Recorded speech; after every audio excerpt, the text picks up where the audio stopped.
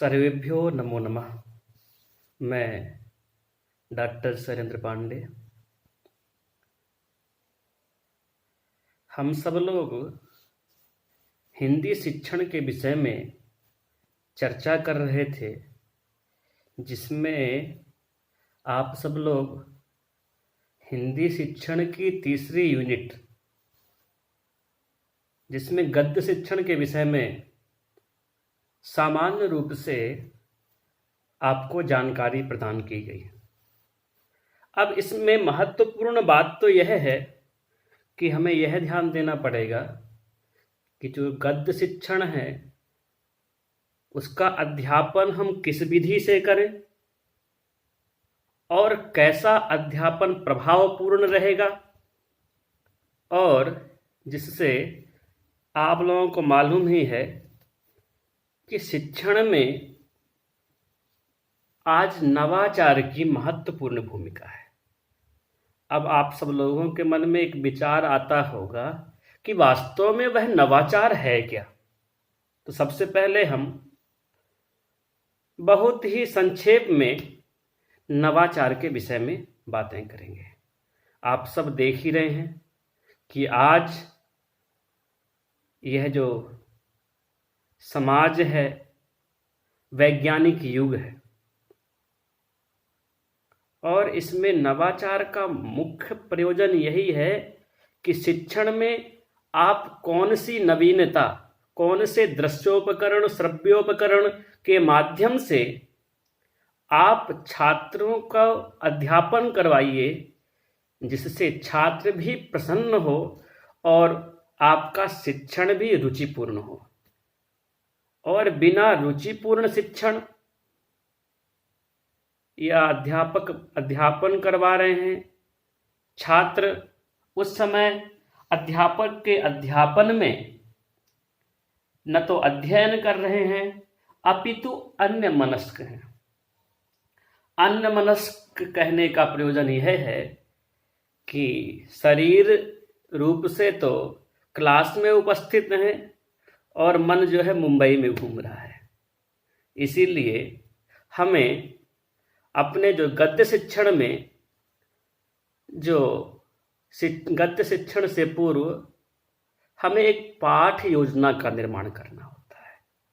अब आप सब लोगों के मन में विचार आता होगा, अरे वह पाठ योजना क्या है, जिसे आप इंग्लिश में बोलते हैं लेसन प्लान। तो हमें पाठ योजना बनानी चाहिए। तो पाठ योजना बनाएं तो कैसे बनाएं, क्यों बनाएं पाठ योजना, पाठ योजना से क्या लाभ है। पाठ योजना बनाने में छात्राध्यापक या छात्राध्यापिका को कौन सी महत्वपूर्ण कठिनाइयों का सामना करना पड़ता है, वह सब जानना होगा। देखिए, जिसमें आपको हमने पहले प्रकरण लिखना है, विद्यालय का नाम, दिनांक, कलांश, कक्षा, विषय, प्रकरण, इन सब विषय में हमने चर्चा कर लिया है। और फिर उसमें होता है एक सामान्य उद्देश्य। हर विषय का अपना एक सामान्य उद्देश्य होता है। एक सामान्य उद्देश्य है और एक विशिष्ट उद्देश्य है। और यह जो सामान्य उद्देश्य है, वह सामान्य उद्देश्य यह है कि यदि आप हिंदी अध्यापन करवा रहे हैं या जो भी विषय अध्यापन करवा रहे हैं, उस अध्यापन से पूर्व ऐसा आपको वातावरण निर्माण करना है जो पठन और पाठन में महत्वपूर्ण हो और आनंददायी हो। इस प्रकार से सबसे पहले तो पहला आपका सामान्य उद्देश्य तो यह होगा कि छात्रों को हिंदी भाषा के प्रति रुचि उत्पन्न करना या गणित भाषा के प्रति रुचि उत्पन्न करना। अब यहाँ महत्वपूर्ण यह है कि आप जो विषय अध्यापन करवा रहे हैं, जिस विषय का शिक्षण दे रहे हैं, तो सबसे पहले उस विषय के प्रति छात्रों के मन में एक रुचि उत्पन्न करिए कि छात्र उस विषय के प्रति उन्मुखीकरण हो। तो सबसे पहला तो उद्देश्य यह हुआ। अब दूसरा उद्देश्य यह हुआ कि आपके हिंदी शिक्षण में या हिंदी अध्यापन में जो भी नूतन शब्द या नए शब्द आ रहे हैं, उन नए शब्दों के अर्थों का ज्ञान प्रदान करना और उनका उचित तरीके से उपयोग करना। और तीसरा यह हुआ कि छात्रों में पाठ्यगत विचारों के अनुरूप मनोवृत्तियों का विकास करना।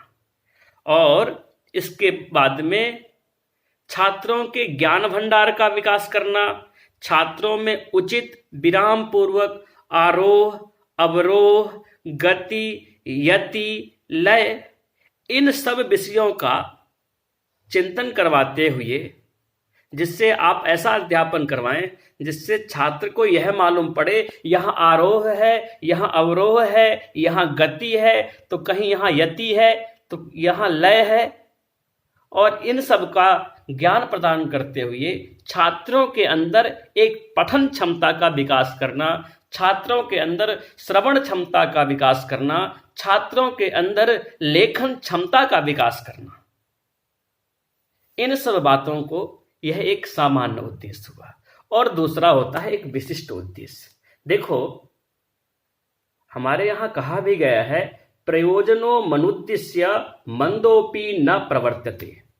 जब तक जिससे कोई भी कार्य का प्रयोजन सिद्ध नहीं होता, तब तक हम जो है वह कार्य की तरफ रत नहीं होते हैं, उस कार्य को करने के लिए अग्रसर नहीं होते हैं।